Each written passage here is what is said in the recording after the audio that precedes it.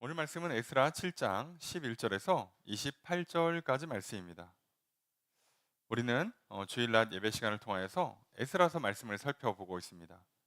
그리고 지난 주일부터 에스라서 7장을 살펴보았습니다. 에스라서 6장까지는 에스라가 예루살렘으로 귀환하는 시점에서 80년 전에 있었던 사건, 즉 1차 포로 귀환 때부터 성전 재건이 완공되었던 그 과거의 역사를 기록한 내용입니다. 그러니까 에스라서는 7장부터가 에스라의 현재 시점이 돼요. 에스라는 이 7장을 시작하면서 우리는 한 가지 질문을 갖게 되었습니다. 왜 1차 포로 귀환이 끝나고 80년이 지난 시점, 성전 재건을 완공한 뒤에 58년이나 지난 시점에 에스라가 갑자기 예루살렘으로 돌아가야만 했을까? 심지어 바사, 페르시아 제국에서 왕에게 구하는 것은 모두 다 허락받을 만큼 굉장한 신임을 얻고 고위 관료로 잘 지내고 있는 에스라가 굳이 예루살렘을 돌아갈 이유가 무엇이었을까? 우리는 이 질문에 대답을 에스라의 소개, 그 족보에서 찾았습니다. 에스라에 관한 설명을 하는데 보통은 인물을 소개할 때는 아버지, 할아버지까지만 소개하면 다 알아듣습니다. 그런데 놀랍게도 에스라는 16대 조상까지 다 읊어줘요. 왜냐하면 그 조상이 대제사장의 시조가 되는 아론이니까요. 그래서 에스라는 아론의 후손, 말 그대로 제대로 정통성을 갖고 있는 대제사장으로서 예루살렘을 돌아가겠다는 겁니다. 게다가 대제사장 중에서 대제사장이 해야 되는 역할이 여러 가지가 있는데요. 제사를 집례하는 것도 있고, 또 율법을 가르쳐 주는 것도 있고, 또 재판을 하는 것도 있어요. 여러 가지 일들을 제사장들이 하는데 그 중에서 가장 강조되고 있는 게 율법을 가르치는 일이에요.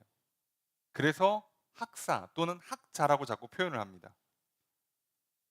그러니까 에스라는 이스라엘 백성들에게 가서 대제사장 업무를 수행하는데 특별히 어디에 강조점을 두고 있냐? 율법을 가르치는데 강조점을 두고 있어요.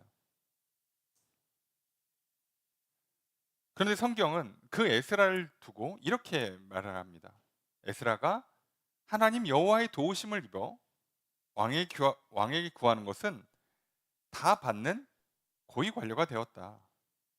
에스라가 하나님의 선한 손의 도움을 입어 예루살렘에 무사히 도착했다. 하나님께서 에스라를 도우셨습니다.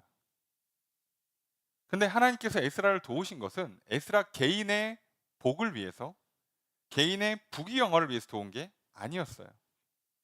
하나님은 에스라를 도우셔서 이스라엘을 도우고 계십니다. 이스라엘은 성전을 완공했어요. 나라가 멸망당했고 징계를 받았고 시간이 흘러 포로에서 귀환했습니다. 그리고 나라를 회복했고 성전을 재건을 했어요. 그런데 이스라엘 백성들은 신앙의 외형은 갖추었는데 문제가 생겼습니다. 그 신앙의 본질이 되는 말씀이 제대로 구현되지 못하고 있어요. 그래서 하나님은 그들을 돕기 위해서 에스라를 보내십니다. 그리고 에스라를 보내기 위해서 에스라를 도와서 에스라를 높은 자리에 올려주십니다. 여러분, 오늘 우리들은요 신앙생활하면서 기억하게 돼요. 하나님이 나를 도와주시는구나. 나를 이 땅에 내버려 두지 않으시고 어떤 방식이든 간에 예수를 믿게 하고 교회에 나와서 신앙생활을 하게 하시는구나. 하나님께서 나를 구원하시는 것은요, 나를 도와주시고 어떻게든 사람도 보내고 어떻게든 일이 풀리게 하시고 어떻게든 문제 가운데서 해결을 받게 하시는 그 이유는 내 개인의 복, 개인의 성공, 개인의 부귀영화가 목적이 아니에요. 많은 사람들이요 여기서 신앙생활하다 실수를 많이 합니다. 나 하나 조금 더 잘 먹고 잘 사는 것, 이 땅에 사는 동안에 건강하고 또 물질적으로 좀 여유롭고 그리고 좀 지혜롭고 용감하고 좀 마음 평안하고 그렇게 살면 우리 인생이 굉장히 잘 사는 거라고 사람들은 착각을 해요. 여러분 그렇게 살 거면요. 극단적으로 가면 죽는 게 속편합니다. 뭘 먹는 걸 고민하고 입는 걸 고민하고 뭐 잠 못 들고 할 게 없잖아요. 그래서 고대 철학자들이 내린 결론이 사실 육신은 감옥이고 죽으면 우리 영혼이 육신을 탈출해서 우리 영혼의 고향 이데아로 돌아간다. 자, 이렇게 주장했어요. 그래서 사람들은요. 그래서 이 땅에 사는 동안에 어떻게 살까가 갈라져요. 그래서 들어보신 분들 아시죠? 여기 스토아 학파가 있고요. 에피쿠로스 학파가 있습니다. 극단적으로 갈라지는 거예요. 육신을 벗으면 우리 영혼은 고향 이데아로 돌아갈 건데 그러면 육신을 입고 있는 동안 따지고 보면 감옥에 갇혀 있는 동안에 어떻게 살 거냐? 그러니까 한쪽은 극단적으로 절제합니다. 그게 스토아 학파죠. 철저하게 훈련받고 절제하고 통제하는 삶을 살아요. 또 한쪽은 어떻게 삽니까? 에피쿠로스 학파는 쾌락, 지적인 만족, 깨달음, 즐거움, 방탕하다는 뜻이 아니에요. 그런 그 육신이 주는 기쁨을 부정하지 않아요. 그걸 누리며 살다가 이걸 벗어버리자 이거예요. 놀랍게도 둘 다 틀렸죠. 왜요? 이들이 생각하는 인생의 목적이나 존재의 이유가 개인의 복, 개인의 부귀영화였다면 그러면 사는 동안도 또 죽어서도 이 우리의 인생의 이유와 목적은 성취가 안 됩니다. 아예 이거는 모순으로 들어오는 거예요. 이렇게 하는 순간부터 우리는 결과적으로 불행합니다. 여러분 만약에 한번 생각해 보십시오. 잘 먹어야 행복하다라고 하면요. 도대체 얼마나 잘 먹어야 되는 거예요? 얼마나? 네. 그러면 내가 어느 날 바빠가지고 저기 뭐 김밥 한 줄 먹었어요. 불행합니까? 아니 누구는 일부러 김밥집에 줄 서서 가서 밥을 사 먹어요. 30분, 1시간씩 줄 서서 막 예약하고 그게 맛있어서. 근데 누구는 그거 먹으면 슬퍼요. 왜 이런 현상이 일어날까요? 김밥은 아무 잘못이 없죠. 네. 우리가 지금 뭔가 내가 누구고 내 인생의 이유와 목적이 무엇인지를 잘못 깨닫고 있어요. 그러다 보니까 사람들은요, 일이 잘 풀리면요, 기분 좋습니다. 신나요. 건강하고 돈 잘 벌고 뭐 친구들이나 사람들과의 관계도 잘 풀리고 인생도 잘 풀리고 뭐 학업, 취업, 뭐 육아 이런 것들이 술술술 잘 풀리면요, 인생 행복합니다. 행복하고요, 막 어깨 펴지고요, 고개 빳빳이 들고요, 자랑하고요, 자신감 넘칩니다. 그러다가 인생의 문제가 좀 안 풀려. 성적이 안 오르고, 대학이 원하는 데 못 가고, 취업이 잘 안 되고, 건강이 나빠지고, 관계가 뭐 좋지가 않고, 그러면요, 인생이 그냥 불행해요. 어깨가 푹 처지고, 용기도 많이 꺾이고, 자존감도 낮아지고. 그럼 우리는 평생에요. 도대체 얼마나 성공을 해야 늘 자신 있게 당당하게 살 수 있을까요? 그 전 세계에서 부자로 1등 말고는 다 이렇게 고개 숙이고 살아야 되는 거 아닙니까, 그러면? 그런데도 불구하고 우리는 자꾸 그럴 거라고 생각을 해요. 그래서 우리가 어떻게 하나님께 기도합니까? 하나님 나를 도와주십시오. 라고 하는데 뭐라고 기도해요? 내게 복을 주십시오. 그래서 뭐 하고 싶어요? 나 지금보다 조금 더 잘 먹고 잘 살고 싶어요. 지금보다 조금 더 건강하고 행복하고 싶어요. 라고 기도를 해요. 이 기도가 나쁜 게 아니라 이 기도의 목적이 틀린 거예요, 목적이. 하나님이 에스라를 도와주신 건 에스라의 부귀영화가 아니에요. 그걸 에스라가 그렇게 생각했다면 내가 지금 그 당시 가장 세계에서 가장 큰 제국에서 왕의 총애를 입는 자리에 있어요. 왜 굳이 내가 고향을 돌아갑니까? 굳이 그 먼 길 가서 뭐가 있다고 거기에? 나라 망하고 이제 80년 지났어요. 뭐 대단히 회복이 됐겠습니까? 페르시아 궁궐에 있는 것만큼 좋을 리가 없잖아요. 아니 여기서 내가 이거를 천년만년 누리다가 이제 왕 바뀌고 나도 공직에서 은퇴하면 그래 이제 나이도 들었으니 고향 가서 남은 여생을 보내야겠다. 그럼 이해가 되지만 한창 인생의 절정에 있는 사람이 왜 내려갔을까요? 이해가 안 되잖아요, 여러분. 하나님 에스라를 도와줬다고 돼 있고 지금 에스라 본인도 그렇게 쓰고 있어요. 본인도 하나님이 도와주셔서 나를 그렇게 높은 자리에 올려주셨다.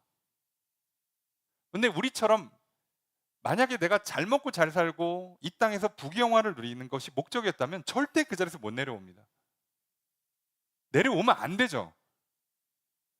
아니 하나님이 기껏 복을 줬더니 그걸 차버려? 넌 다시는 복 못 받아. 그렇게 하면 어떻게든 악착같이 붙잡고 복을 누려야지 이렇게 생각하기 쉽죠. 아닙니다. 에스라는 하나님이 자기를 왜 도와주셨는지를 알아요. 그걸 알기 때문에 아 하나님이 나를 이렇게 높은 자리에 보내주신 건 지금 저 이스라엘 얘기를 들어보니 겨우 성전은 지었는데 시간이 벌써 두세 대가 지났잖아요. 58년 지났으면. 그동안 제대로 율법이 가르쳐지지가 않고 성도들이 이스라엘 백성들이 거룩한 삶을 살아내지 못하고 있어요. 저걸 도와주러 가려면 대제사장의 가문 사람이 가야 돼요. 저걸 도와주러 가려면 주변에서 누구도 나를 건드리지 못할 수 있는 못할 만한 높은 권력이 필요해요. 근데 보니까 그게 나네. 아, 하나님이 왜 나를 이 가문에 태어나게 하셔서 왜 나를 이 높은 자리에 올려주셨을까? 이때를 위함이구나. 에스라는 깨닫습니다. 그래서 미련 없이 갑니다. 미련 없이. 여러분 오늘 우리는요.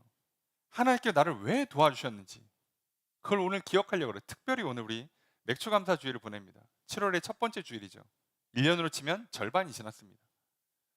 하나님께서 나를 이 땅에 창조하시고 태어나서 2026년을 살게 하시고 지난 6개월을 여기까지 지켜주시고 보호해 주신 이유가 뭘까요? 그것이 내가 기대하고 내가 원하던 것만큼 그 이상을 채워줬든지 또는 그거에 못 미쳐서 아쉬움이 있든지 간에 어쨌든 오늘 나는 살아서 오늘 하나님 예배하고 있습니다. 오늘 하나님께 나를 도우셔서 여기까지 인도해 주셨어요. 그 복을 받아 누리며 하나님께 감사 예배를 드려요. 왜? 근데 왜 나를 오늘 이 땅에 태어나게 하셨을까? 나를 미국에 태어나도 되고 중국에 태어나도 되고 아니 저기 뭐 저쪽 위에 추운 나라에 태어나도 되고 저쪽 이렇게 적도 지역에 있는 아프리카 같은 데 태어나게 되는데 딱 어중간하게 있는 대한민국에 태어나게 하셨을까? 수많은 나라 중에 왜 이 나라를 골라셨고 수많은 사람들 중에 왜 그 부모 밑에서 이 지역에서 살아서 오늘 나를 여기에 오게 하셨을까? 그리고 나를 예수를 믿게 하고 구원받게 하신 이유가 뭘까? 여러분 우리는 단순히요 인생의 문제 하나하나 풀어가는 게 우리의 인생의 숙제가 아니에요. 여러분 끝없습니다. 그렇게 풀면 진짜 여러분 아시죠? 중간고사 끝나면 기말고사고요. 기말고사 끝나면 중간고사입니다. 그래서 아이들 보면요 늘 시험 기간이에요. 도대체 언제가 시험 기간이 아닌지 몰라요. 여러분 그 우리 인생으로 가져오잖아요. 늘 시험이 있어요. 우리 인생은 하나 끝나면 하나 와요.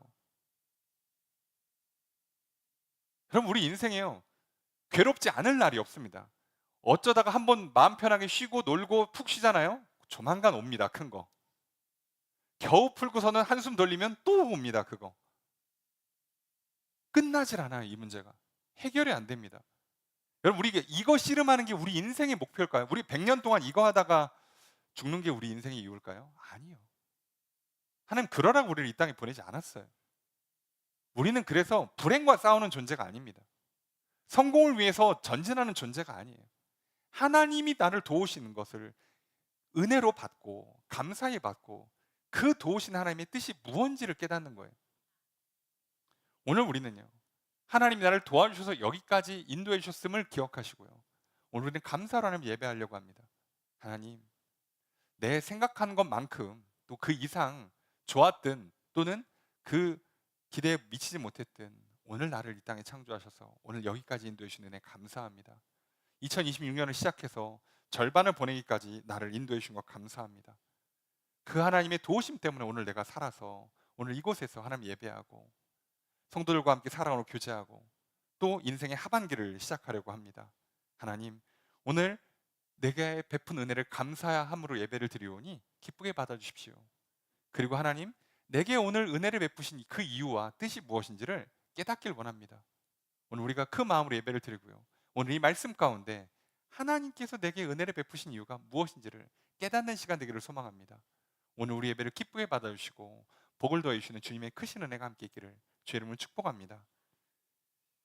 오늘 말씀이요, 이렇게 시작을 합니다. 11절 말씀 읽습니다. 시작.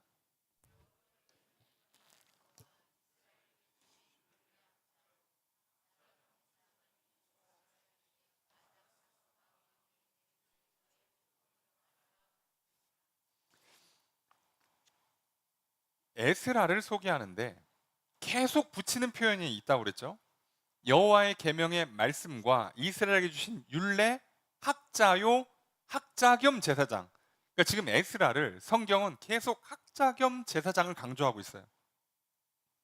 왜요? 지금 에스라는 지금 자기가 왜 하나님의 도우심을 받아서 왜 내가 태어났더니 페르시아야?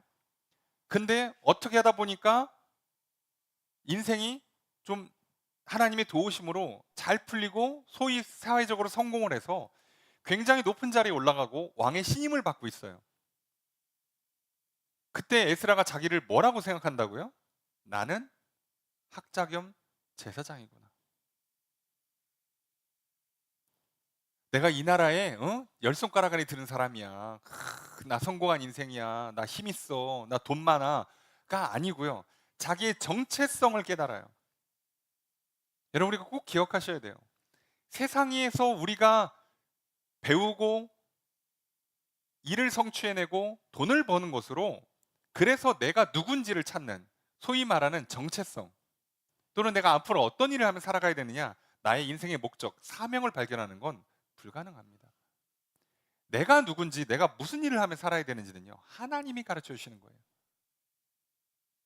그러니까 여러분들이 성격 검사 하실 수 있고요, 적성 검사도 하실 수 있고요, 다 하실 수 있어요. 근데 그거는 표면적으로 드러난 특성이 나오는 겁니다. 잘 맞춰요.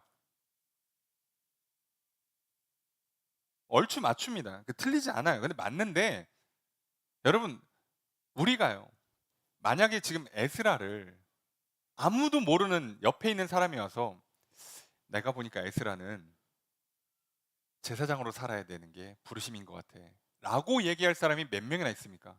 주변에 한 명도 없을 겁니다. 한 명도 없어요.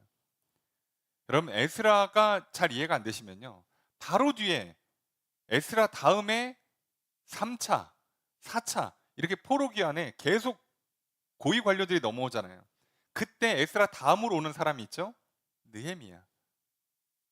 느헤미야도요, 페르시아에서 고위 관료에 오릅니다. 어떤 의미에서는 일종의 비서실장이죠. 예. 왕의 술을 맡는 관원, 왕의 어떤 기타 업무들을 다 봐주는 사람이 돼요. 그런데 뭐라고요? 내가 이스라엘의 성벽이 무너져 성문은 불타고 성벽은 무너져서 이스라엘 백성들의 삶이 피폐해지고 있다는 소식을 듣고 눈물로 기도하는 그때에 내가 왕의 술 맡은 관원이 되었더라. 이상하지 않습니까? 민족을, 저 멀리 있는 고향 땅을 위해서 기도하고 있는데 하나님이 나를 승진을 시켜줬어요. 자, 느헤미야가 이걸 뭐라고 이해합니까? 아, 기도 많이 하니까 복 많이 받는구나. 아, 성공하고 승진하니까 기분 좋다가 아니죠. 뭐라고 해석해요? 언젠가 이 자리를 통해서 돌아갈 기회를 주시겠구나. 그리고 그 기회가 옵니다. 그 기회가 와서 느헤미야가 어떻게 합니까? 왕에게 요구하죠. 나 고향으로 돌아갈 수 있도록 총독으로 좀 세워주십시오. 근데 왕이 뭐라고 그래요? 갔다 와라. 그래서 와서 뭐 합니까? 무너진 성벽을 세우죠. 여러분, 하나님께서요, 오늘 내가 누구인지, 내가 무슨 일을 하면 살아야 되는지는요, 내게 알려주십니다. 근데 우리가, 우리의 시선이 세상에서 성적에 있고 통장 잔고에 있고 외모에 있고 성격과 주변 환경과 시대의 흐름에만 내 시선이 꽂혀 있으면요, 하나님이 나를 뭐라고 부르시는지, 나를 누구라 하시는지를 내가 볼 수가 없습니다. 들을 수가 없어요. 에스라가 지금 성공해가지고, 소위 말하는 성공을 해가지고, 이번 달에 얼마를 벌었네, 집 좀 리모델링 해야겠다, 차 좀 한 대 뽑아야겠다, 그러고 있으면요, 하나님이 나를 학자로 부른지 제사장으로 불렀는지 전혀 눈치를 못 챕니다. 근데 지금 에스라는요, 자기가 성공하는 이 과정 자체가 하나님이 도와주시는 거라는 걸 알고 있어요. 여러분, 오늘 기억하셔야 돼요. 오늘 내 인생에서 펼쳐지는 모든 일들은요, 하나님이 통치하시는 일입니다. 그 일이 잘 되냐 안 되냐는 따지지 마십시오. 살다 보면요, 다 잘 되지만 않아요. 이해가 안 되는 일이 와요. 너무 괴롭고 고통스러운 일이 찾아옵니다, 여러분. 그것 때문에 너무 무너지지 마세요. 왜요? 하나님이 살아계시는 한, 하나님은 무조건 기본적으로 우리를 사랑하시고 복 주시는 분이에요. 근데 우리 인생은 어쩔 수 없이 굴곡이 있다니까요. 평탄한 인생이라는 건 존재하질 않아요. 어쩔 수 없이 굴곡이 있는데 그 굴곡의 이유와 목적이 뭔지를 알아야죠. 그걸 찾는 거예요, 그걸. 아, 하나님 지금 나한테 이걸 위해서 이 고통의 과정을 겪게 하시는구나. 아, 이걸 위해서 지금 나를 이렇게 성공하게 만들고 참 일이 형통하게 복을 주시는구나. 그러니 내가 복을 받아도 교만해지지 않고요, 내가 고난과 고통 가운데 있어도 절망하지 않는 겁니다. 이게 믿음의 사람들이 사는 삶을 사는 방식이에요. 자, 에스라가 자기가 누군지를 알죠. 근데 여기서 중요한 건 에스라의 정체성이 아니죠. 아닥사스 왕이 조서를 내려요. 이제 에스라한테 이렇게 해라. 에스라 고향으로 돌아가겠다니까, 그래? 그럼 너 이렇게 해라 라고 하는데, 그 조서의 내용이 12절부터 시작됩니다. 12절에 모든 왕의 왕 아닥사스다는 하늘의 하나님의 율법의 완전한 학자 겸 제사장 에스라에게, 하늘의 하나님의 율법의 완전한 학자 겸 제사장. 아니, 이제 왕도 에스라를 뭐라고 부른다고요? 학자 겸 제사장이래요. 에스라도 학자 겸 제사장이라고 알고 있고요. 놀랍지 않습니까? 이렇게 정확하게 알려준다니까요. 에스라가 출세에 눈이 멀지만 않았다면, 부와 명예와 권력과 사치에만 눈이 멀지 않았다면 이거 당연히 알아듣는 거예요. 여러분, 우리가 오늘 하나님이 내 인생의 주인이시고 나를 향한 분명한 계획을 갖고 계시고 나를 복 주시고 도와주시고 이끌어 주신다고 믿으시면요, 여러분, 하나님 나에게 직접 깨닫게 하시거나 내 옆에 누군가를 통해서 이렇게 들려줄 겁니다. 너는 학자 겸 제사장이야 라고 에스라한테 얘기해 준 것처럼, 너 이런 사람이야, 너 앞으로 이렇게 살아야지. 여러분, 우리가요, 성경 전체를 놓고 보면 우리의 정체성은 딱 두 가지로 정리가 된다고 그랬죠. 하나는 예배자, 하나는 증인. 그 구약은 조금 더 예배자를 강조하고요, 신약은 증인을 강조하는 것뿐이에요. 사실 두 가지가 다 있죠. 기본입니다, 기본. 근데 이제 이 우리의 정체성을, 하나님을 예배하며 사는 인생, 하나님을 증거하는 인생을 사는데 어떤 곳에 가서 어떤 일을 하면서 어떤 스타일로 살 거냐만 차이가 나는 거예요. 문제는 그걸 모른다는 거죠. 왜 이걸 못 찾냐면 내가 예배자고 증인이라는 것 자체를 지금 거절하잖아요. 나는 이런 사람이야, 나 이거야, 나 이렇게 살 거야 라고 착각을 하니까요. 내 사명은 회사를 키우는 거야, 내 인생의 목적은 자녀를 잘 키우는 거야, 내 인생의 목적은 내 배우자를 성공시키는 거야, 이걸까요? 설마 하나님이 그러라고 우리에게 인생을 허락하실까요? 아닙니다. 정확하게 알려줘요. 그러면서 이 조서의 내용을 보시면요, 어마어마합니다. 진짜 에스라가 왕의 총애를 받았다는 게 조서에 느껴질 정도예요. 조서에 뭐라고 돼 있냐, 우리나라에 있는 이라고 돼 있는데 번역이 잘못된 겁니다. 내 나라입니다. 왕 입장에서는 우리나라가 아니에요. 예. 황제 입장에서는 우리나라라는 개념이 없고, 이거 한국식 번역이고요. 내 나라입니다. 내 나라 중에서 전체, 내가 다스린 제국 전체에서 이스라엘 백성 그리고 제사장들, 레위 사람 중에서 예루살렘 가기를 원하면 다 데려가. 예. 다 데려갑니다. 자, 그런데 여기서도 중요한 표현이 나오죠. 제사장과 레위 사람들. 왜 자꾸 이 사람들을 챙길까요? 이게 우리가 다음 시간에 살펴볼 내용입니다. 이 2차 포로기한의 멤버 구성을 좀 보면 하나님의 뜻이 더 분명히 드러나요. 그러니까 하나님의 뜻을 여러분 직접적으로 깨닫는 게 있고요.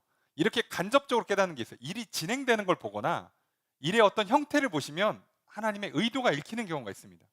또는 하나님이 직접 알려주는 게 있어요. 또는 이렇게 남의 입을 통해서 쏘는 거죠. 학자 겸 제사장 에스라야. 아, 나 학자구나. 제사장이구나.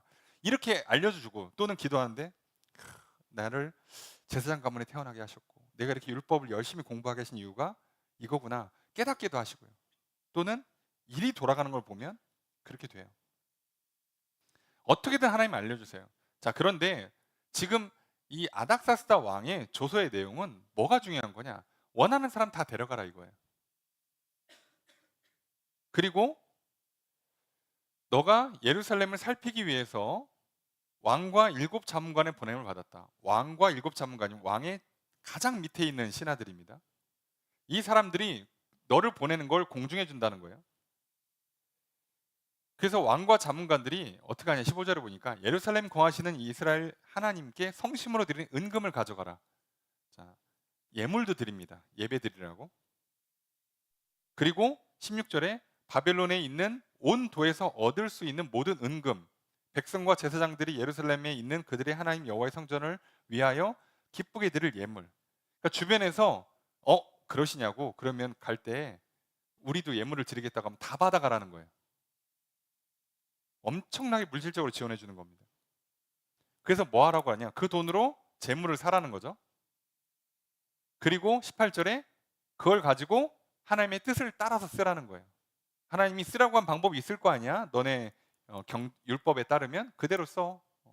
어떻게 하는 거예요? 돈을 엄청 지원해 주고 예물을 드리고 남는 돈은 네가 알아서 잘 쓰라는 거예요. 진짜 전폭적으로 밀어주는 거죠. 그 다음에 뭐라고 하냐? 기물들. 자, 19절에 보니까 그릇은 가져가. 20절에 자, 필요한 거 있어? 창고에서 꺼내가입니다. 필요한 물품 다 가져가라는 거예요. 자, 게다가 뭐라고 얘기하냐? 그 물품이 이쪽 창고 말고 페르시아는 제국이 워낙 넓으니까요. 각 도시마다 그 지역을 다스리는 왕, 분봉왕 또는 총독들이 있죠. 그러면 그 총독들이 있는 관저 또는 왕이 있는 그 왕궁에는 꼭 창고가 있습니다. 그죠? 물품 창고가 있는데 거기서 다 꺼내가라는 거예요. 원하는 건 다 가져가라는 겁니다. 21절 그 얘기예요. 근데 가져가는데 그렇다고 다 가져가면 안 되니까 살짝 제한을 줘요. 21절에 은 100달란트, 밀 100고르, 포도주 100밭, 기름 100밭, 소금은 정량 없이. 소금은 정량 없이. 사실상 소금은요. 그 당시에 가장 흔하게 쓰는 화폐예요. 설마 정량 없이 가져가서 다 먹겠습니까? 그거를 화폐입니다. 화폐. 많이 쓰기도 하지만 화폐 개념에 가까워요. 그러니 지금 왕이 얼마나 지원해 주는 거예요? 은이나 이런 밀이나 포도주, 기름 같은 경우는 저장할 수 있는 그 용량의 어떤 제한이 있잖아요. 들어오고 나가는 게 있으니까 너무 과하게 가져가는 좀 힘들고 소금은 오래 보관이 가능해서 많이 쌓아둘 수 있으니까 마음껏 가져가라는 거예요. 이 정도로 지원해 줍니다. 그래서 뭐라고 얘기하냐? 23절에 보니까 무릇 하늘의 하나님의 전을 위하여 하늘의 하나님이 명령하신 것을 삼가 행하라. 어찌하여 진노가 왕과 왕자의 나라에 임하게 하랴. 그래서 뭐 하라는 거예요? 잘 들여서 나와 내 자녀들에게 하나님의 진노가 임하지 않게 해줘. 예배 드리고 기도해 달라는 겁니다. 게다가 특권이 이 정도만 해도 충분한 것 같은데 안 끝났어요. 24절에 보니까 세금 받지 마, 조공 받지 말고 관세 받지 말고 통행세 받지 마. 뭐 이 정도를 해줄 수 있나 싶은데 이렇게까지 해줘요. 게다가 뭐라고까지 얘기하냐? 25절과 26절을 함께 읽습니다. 시작.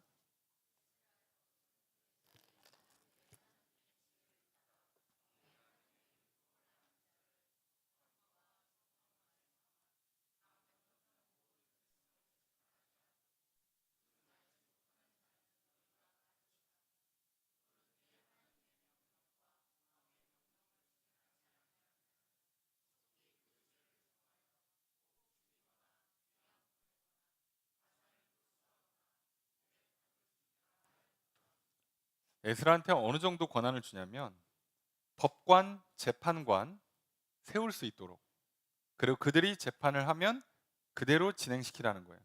이걸 거절하면 죽이래요. 사실 에스라가 이 정도 권한이 있기 때문에 가서 개혁을 할 수가 있었습니다. 60년 동안 틀어져 있었던 이스라엘 민족들, 다시 슬금슬금 우상숭배가 뿌리 깊게 내리고 있는 저들의 그 우상숭배를 뽑으려면 이 정도 권한이 필요해요. 놀랍게도 하나님이 에스라에게 그 권한을 주시는 겁니다. 이렇게까지 하신다고요. 에스라의 출세, 부귀영화를 위한 게 결코 아닙니다. 이스라엘 백성들을 회복시키려고 하세요. 성전의 모양만 갖췄지 전혀 거룩이 없는, 성전 건물만 만들었지 말씀도 없고 믿음도 제대로 갖추지 못하고 하나님 사랑도 없고 이웃 사랑도 없고, 그래서 거룩한 삶이 전혀 구현되지 않는 채 벌써 한 세대, 두 세대가 지나가고 있어요. 여기서 한 세대만 더 가잖아요. 그러면 또 징계받습니다. 그 전에 하나님이 지금 막으시는 거예요. 에스라라는 한 사람을 이렇게까지 세워서 이 일을 막고 계십니다. 이렇게 조서가 딱 끝난 걸 본 에스라가요, 뭐라고 하느냐? 하나님께 감사와 찬양을 드리죠. 27절 읽습니다. 시작.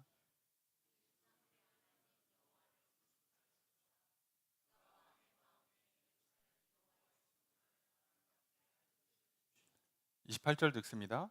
또 나로 왕과 그의 보좌관들 앞과 왕의 권세 있는 모든 방백의 앞에서 은혜를 얻게 하셨도다. 내 하나님 여호와의 손이 내 위에 있으므로 내가 힘을 얻어 이스라엘 중에 우두머리 나와 함께 하였도다. 아멘. 에스라가 이 조서를 받고 무엇을 하느냐? 하나님께 찬양을 드립니다. 사실 누구라도 이 정도 왕의 조서를 받으면 감사 안 할 수가 없죠. 기뻐하지 않을 수가 없어요. 너무 파격적인, 이렇게까지 해주는 게 말이 되나 싶을 정도로 해줘요. 자, 그런데 에스라는 여기서 기분 좋다, 인생이 잘 풀린다, 야 일이 잘 되려나 보다, 막 기분 좋아서 지금 신나는 게 아니라 하나님께 감사를 드리는데요, 찬양을 드리는데 왜 하느냐? 28절에 보니까 왕과 보좌관들과 권세 있는 모든 방백 앞에서 은혜를 얻게 하셨다. 저들에게를 통해서 내가 은혜 받게 하셨다는 거예요. 결국 하나님이 내게 은혜를 베풀어 주셨다는 겁니다. 지금 에스라는요, 이게 참 출세의 맛이지. 사람은 성공하고 봐야 돼. 야, 왕이 나한테 잘해주는 거 봐. 내 혜택과 권한이 이렇게 많아. 끝내준다. 기분 좋다.가 아니고요. 하나님 내게 은혜를 베풀어 주시는구나. 인생이 잘 풀렸는데 전혀 교만하지 않습니다. 이 정도 되면요, 사적인 욕심을 좀 부릴 법 하잖아요. 야, 저기 중간중간에 좀 빼돌리면 예루살렘 가서 의리의리한 집 한 채 하나 짓겠는데, 이거 조금 좀 열심히 좀 뺏어올까? 그런 마음이 전혀 없어요. 왜요? 이 모든 게 하나님의 은혜예요. 감사를 합니다. 여러분, 오늘 우리도 마찬가지예요. 우리가 지난 날을 한번 봅시다. 6개월을 한번 뒤돌아보고, 여러분이 한번, 제가 그래서 꼭 감사절에는 주일헌금 감사헌금 따로 드리지 마시고 그냥 감사절기헌금 봉투 뒤에다 꼭 쓰라고 하신 이유가, 한번 여러분들이 6개월을 한번 뒤돌아보십시오. 그러면 쭉 한번 써보세요. 그 일들이 하나님께서 내게 은혜를 베풀어 주셔서 사람을 통해서, 사건을 통해서 그렇게 이끌어 오시는 거예요. 그게 지금 잘 됐냐 안 됐냐를 논하는 게 아니고요, 하나님이 지금 내게 은혜를 베풀어 줬기 때문에 그 일들이 일어난 거고 오늘 여기까지 온 겁니다. 그래서 우리가 할 일은요, 감사하는 것밖에 없어요. 목사님, 일이 잘 안 풀렸다니까요. 무슨 소리예요? 아니요, 일이 풀리고 안 풀리고의 문제가 아니에요. 감사하는 겁니다. 여러분, 일이 잘 풀리면 감사하고 안 풀리면 감사하지 않고, 그러면요, 하루마다 일희일비하게 돼 있어요. 여러분, 그거 매일 하잖아요. 어느 순간 인생이 괴로워집니다. 그게 아니에요. 그런 삶에는 절대 기쁨과 평안을 제대로 누리질 못해요. 너무 기쁘면 불안하지 않겠어요? 또 하나 올 텐데. 네. 그래서 불안해서 이거 평안을 누리겠습니까? 아니요. 하나님이 내게 은혜를 베풀어 주신 거예요. 그 하나님이 오늘 나와 함께하고 계십니다. 그러니 지금 내 삶에 어떤 일이 펼쳐져 왔든지 간에 야, 이건 하나님이 하신 거구나. 야, 일이 안 되려고 해도 이렇게 안 되는 것도 어렵고, 야, 일이 되려니까 또 이렇게 되는 것도 신기하고, 하나님이 지금 나를 위해서 세상을 주관하시는구나. 사람을 이렇게 쓰시는구나. 야, 저 사람한테 나를 지금 이쁨 받게 하는구나. 미움 받게 하는구나. 일이 잘 풀리게 하는구나. 일이 안 풀리게 하시는구나. 하나님의 은혜구나. 그럼 우리는 감사해야 돼요. 여러분, 그러니 오늘 우리가 상반기를 마무리하고 하반기를 시작합니다. 여러분, 하나님께 감사로 예배 드리시기를 주님 축복합니다. 그리고 감사로 예배를 드림으로 말미암아 여러분, 하나님의 은혜가 더욱 풍성한 인생 되시길 주님 축복합니다. 그런데 에스라는 감사하고 끝나는 게 아니라고 그랬잖아요. 아까 자기의 사명을 깨달았다고 그랬죠. 정체성이 무엇인지 분명히 알죠. 자, 그러면 그게 구체적으로 뭘까요? 그러니까 제사장이어서 학자에서 뭐 하라고? 구체적으로 뭐 하라고? 그게 놀랍게도 오늘 본문에 써 있습니다. 안 써 있는 게 아니라 성경은 다 써 있습니다. 여러분이 믿음의 눈을 여시면, 하나님 선하시다고 믿으시면, 하나님 나를 사랑하시고 나를 향한 계획이 있으시다고 믿으시잖아요. 성경에 다 써 있습니다. 에스라가 뭐라고 고백하냐? 27절에 우리 조상들의 하나님 여호와를 송축할지로다 그가 왕의 마음에 예루살렘 여호와의 성전을 아름답게 할 뜻을 두셨다. 지금 왕을 통해서 자기를 도와줘요. 자기가 왕이 아니니까, 왕 밑에 있으니까 왕의 허락을 받아야 됩니다. 근데 왕이 어떤 마음을 갖고 지금 허락해 줬냐? 예루살렘 여호와의 성전을 아름답게 할 뜻을 갖고 지금 나를 도와주고 있어요. 그게 무슨 얘기예요? 하나님이 왕의 마음에다가 뭘 넣었다고요? 예루살렘에 있는 여호와의 성전을 아름답게 하고자 하는 마음을 넣었어요. 그리고 그거를 나한테 전달해 줬어. 나는 가서 지금 뭐 하면 돼요? 예루살렘에 있는 여호와의 성전을 아름답게 하면 돼요. 자, 그러니 자기가 학자로서 제사장으로서 뭘 해야 되는지를 알았다니까요. 나에게 은혜를 베풀으신 이유가 뭘까? 나를 도와주신 이유가 뭘까?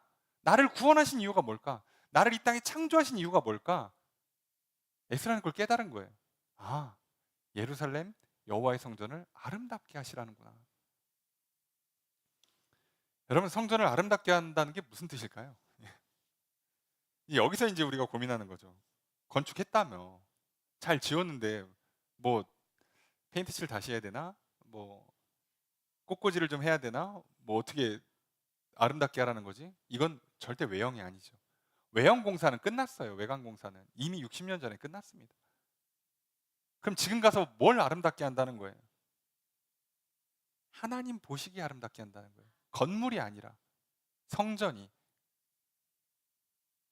예루살렘이, 하나님의 백성이 아름답게 되기를 원하세요.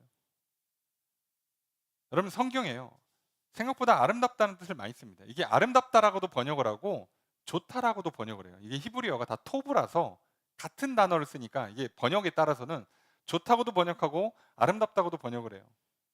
그런데요, 성경에서 명시적으로 아름답다고 딱 대놓고 하는 구절들을 몇 개만 보시면 어떤 건지 알기 쉽죠. 여러분, 시편 133편 1절이 보라, 형제가 연합하여 동거함이 어찌 그리 선하고 아름다운고. 이렇게 하면 이제 옛날 어법이라 잘 이해가 안 되시죠. 이걸 새 번역으로 읽으면요, 그 얼마나 아름다운가 형제자매가 어울려서 함께 사는 모습이 라고 번역이 돼요. 하나님께서 아름답다고 보시는 건 보시기에 좋았다라고 하는 것은요, 서로 사랑하면서 살아가는 모습이에요. 그래서 하나님이 창조하고 나서 첫 번째로 보기 안 좋았던 게 아담이 혼자 있는 거였습니다. 그래서 돕는 배필을 보내주신 거잖아요. 여러분, 사람은요, 혼자 있는 게 하나님 보시기 아름답지 않습니다. 여러분, 내 생각만 고집하고 밀어붙여서요, 내 말만 하고요, 남의 말은 듣지 않는 것, 내가 옳고 그른 문제를 차치하고요, 하나님 보시기 아름답지 않습니다.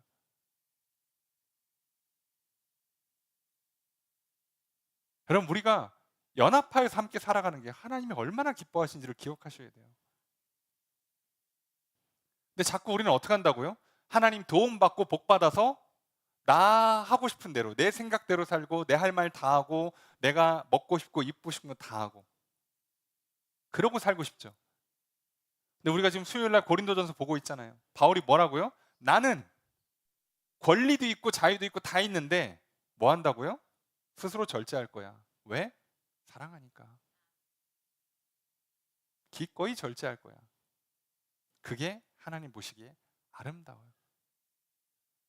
여러분, 예수님은요, 나를 위해서 이 땅에 기꺼이 내려오셨어요. 내려오지 않으셔도 돼요. 말 안 들으면 그냥 혼내키시면 됩니다. 심판하고 징계하시면 돼요. 그런데 굳이 희생하십니다. 그리고 그것을 하나님이 보시기 좋게 보시는 거. 하나님의 선하신 뜻, 하나님의 아름다운 뜻이란 뜻이죠. 그게 희생하는 겁니다. 여러분, 우리는요, 점 다 빼고 뭐 미백하고, 예, 파마하고 옷 비싼 거 입고, 그게 세상 아름답게 사는 비결을 생각하시죠. 예? 집 이쁘게 꾸미고 차 좋은 거 새 차로 자주 바꿔주고, 그게 아름다워 보이십니까? 아니요. 하나님은 그걸 아름답다고 보지 않습니다. 하나님은요, 내가 그걸 조금 포기하나 있더라도 누군가를 위해서 사랑으로 절제하고 섬기고 희생하는 것, 그걸 아름답다고 보세요. 그래서 내가 화평케 하는 자가 되기 위해서 내 생각을 좀 죽이고 내 할 말 조금 삭히고 들어주고 받아주고 도와줘서 연합하게 만들고 하나가 되게 만드는 것, 그건 하나님이 그걸 아름답다고 하세요. 여러분, 저도 목회하면서 많은 사람들을 만나는데요, 다들 행복하고 싶어 하세요. 인간의 본능적인 욕구잖아요. 그 잘못된 게 아니에요. 그래서 어떻게 하냐면 어떻게든 자기가 한테 잘 맞는, 나는 이런 사람이고 이게 나한테 잘 맞는 것 같고 나는 이렇게 하면 행복할 것 같고 보기가 좋을 것 같아를 엄청 연구합니다. 뭐가 좋지? 뭐가 나한테 잘 맞지? 그렇게 해서 하나님 보시기에 아름다운 사람이 될 수 있을까요? 절대 안 됩니다. 여러분, 하나님께서는요, 우리에게 말씀하시는 바가 있어요. 그러지 말고 하나님과 사랑으로 연합하라고, 믿음의 사람들과 함께 사랑으로 연합하라고 말씀하세요. 그럼 내가 어떻게 해야 더 하나님을 사랑할 수 있고 더 이웃을 사랑할 수 있는가? 어떻게 해야 지금 저 사람이 갖고 있는 연약함과 부족함을 내가 도와주기 위해서 어떻게 해야 내 능력과 내 재능과 내 은사들이 사용될 수 있을까를 고민하시면, 여러분이 어떤 인생을 살아가야 될지, 내가 누구고 어떤 일을 하고 누구와 함께 살아가야 될지가 점점점 분명해져요. 여러분, 앉아서 고민해서는 절대 못 찾습니다. 여러분, 이사야서 52장 7절에요. 뭐라고 기록되어 있냐면, 좋은 소식을 전하며 평화를 공포하며 복된 좋은 소식을 가져오며 구원에 공포하며 시온을 향하여 이르기를 내 하나님이 통치하신다 하는 자의 산을 넘는 발이 어찌 그리 아름다운가 라고 되어 있습니다. 좋은 소식을 전하는 그 사람의 발걸음이 아름답답니다. 성경은 다른 걸 아름답다고 하지 않아요. 하나님 사랑은 뭐 당연한 거고요. 이웃 사랑을 위해서 믿는 사람들끼리 연합하는 걸 아름답다고 하시고요, 안 믿는 사람들에게 복음을 전하는 걸 아름답다고 하세요. 교회는 이거밖에 얘기 안 하잖아요. 이게 맞죠. 어머, 집사님, 권사님 오늘 머리도 파마하고 오셨네. 너무 아름답습니다. 그거는 외형을 아름답다고 한 거예요. 내 눈에 아름답다는 겁니다. 칭찬이 좋은 거죠. 근데 그게 하나님 보시기에 아름답다고 말하기는 좀 어려워요. 하나님은 그걸 보지 않아요, 처음부터. 우리 육신 장막은요, 100년 지나면 죽으면 거룩한 몸으로 갈아엎습니다. 그때는 뭐 미백도 안 하고요, 파마도 안 하고요. 그럼 필요가 없어요. 하나님 그 아예 관심이 없으세요. 하나님이 생각하는 아름다운 개념이 없어요. 여러분, 그러니까 거울 보시면서 실망하지 마세요. 하나님, 기왕하는 거 조금만 더 깎아서 보내줬으면 참 좋았을 텐데, 눈은 조금만 더 키우고, 코를 좀만 더 높이고, 이래 했으면 진짜 좋았을 텐데 라고 하지 마세요. 왜요? 하나님은 그걸 안 보세요, 처음부터. 하나님 너무 자유롭게 만드신 것 같아요, 얼굴을. 예. 신경 쓰지 마세요. 왜요? 여러분, 우리 영혼이 아름다우잖아요. 놀랍게도요, 상대방이 알아봅니다. 상대방이 알아봐요. 여러분, 우리가 진짜 아름다운 인생을 살아갈 때 하나님도 아시고 사람도 알아요. 그럼 여러분, 오늘 우리가 하나님 내게 도와주시고 내게 은혜를 베푸시는 그 이유가 뭐라고요? 성전을 아름답게 하는 거예요. 내 안에 하나님의 성전, 내 영혼에 믿음 충만하라 하시고요, 사랑 충만하라 하십니다. 기쁨이 있고 평강이 있으라고 하세요. 갖고 있는 재능과 능력들을 가지고 연합하고 복음을 전하는데 그 능력들을 써보라는 겁니다. 그 사람을, 그 영혼을 아름답다고 하세요. 여러분, 우리의 성전을 아름답게 하라고 하세요. 여기 뭐 맨날 뭐 청소하고 뭐 페인트 칠합니까? 아니요. 우리가 사랑으로 연합하라 하시죠. 함께 예배하고 함께 기도하라고 하세요. 어려운 사람 있습니까? 기도해 주시고 찾아가서 위로해 주시고, 문제가 있어요? 내가 능력이 있으면 직접적으로 가서 도와주시고, 생각나면 한번 전화나 문자해서 문안도 해보시고 연락도 해보시고, 그러라고, 그 아름다운 삶을 살라고 하세요. 여러분, 하나님께서 우리에게 이곳으로 이전을 하게 하신 이유가 뭘까요? 야, 너네 그동안 좀 좁은 데서 답답했지, 고생했으니까 좀 넓은 데로 와가 아니겠죠. 뭐 하라고요? 성전을 아름답게 하라고요. 너네 이곳에서 더 마음껏 나를 사랑하고 예배해라.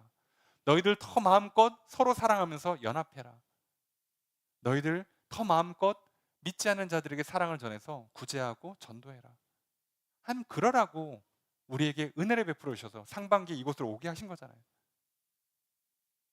우리는 그 은혜에 감사하고요, 그리고 그 은혜를 베푸신 뜻을 따라서 성전을 아름답게 하며 살아가는 겁니다. 여러분, 내게 은혜를 베풀어 주신 이유고 우리에게 베풀어 주신 이유는 다 성전을 아름답게 하라 하십니다. 여러분, 오늘 말씀은요, 복잡한 얘기가 아니잖아요. 야, 에스라 부럽다. 어쩜 저렇게 이렇게 왕한테 이쁨 받고 저런 엄청난 특권들을 다 누리냐. 여러분이요, 성경을 보는 눈이 세상의 부귀 영화에 꽂혀 있으면 그것만 보일 겁니다. 하나님, 나도 에스라처럼 저렇게 좀 출세하고 싶어요, 성공하고 싶어요 라고 기도가 나올 겁니다. 여러분, 그렇게 하시면 오늘 성경을 잘못 읽으셨어요. 여러분, 오늘 하나님은 분명히 말씀하십니다. 여러분, 은혜를 베푸신 하나님께 감사하십시오. 나를 도와주신 하나님께 감사하십시오. 나를 창조하신 하나님, 나를 구원하신 하나님, 오늘 나를 이곳으로 인도하신 하나님께 감사하십시오. 그리고 그 뜻이 무엇일까요? 성전을 아름답게 하라 하십니다. 오늘 내 안에 믿음 충만, 사랑 충만, 성령 충만하라 하시고, 하나님을 예배하고 감사와 찬양이 넘치라 하시고, 기쁨과 평강이 차고 넘치라 하십니다. 그 뜻을 따라 그 삶을 살아가신 저렴 되시길 주님 축복합니다. 우리의 성전을 아름답게 하라 하십니다. 서로 하나님을 힘써 예배하고, 서로 연합하고 교제하고, 서로 섬기고 봉사하고 전도하라 하십니다. 여러분, 은혜에 감사하고 은혜를 받아서 성전을 아름답게 하는 삶, 이렇게 살아가는 삶에 오늘 성경 말씀처럼 여호와의 손이 그 위에 있을 것입니다. 그리고 힘을 더해 주실 것입니다. 그래서 결국 예루살렘으로 오는 것을 지켜 보호해 줄 겁니다. 하나님께서 나의 위에 함께 하시고 내게 힘을 주셔서 내 인생을 끝까지 성공하고 승리할 수 있도록 이끌어 주실 것입니다.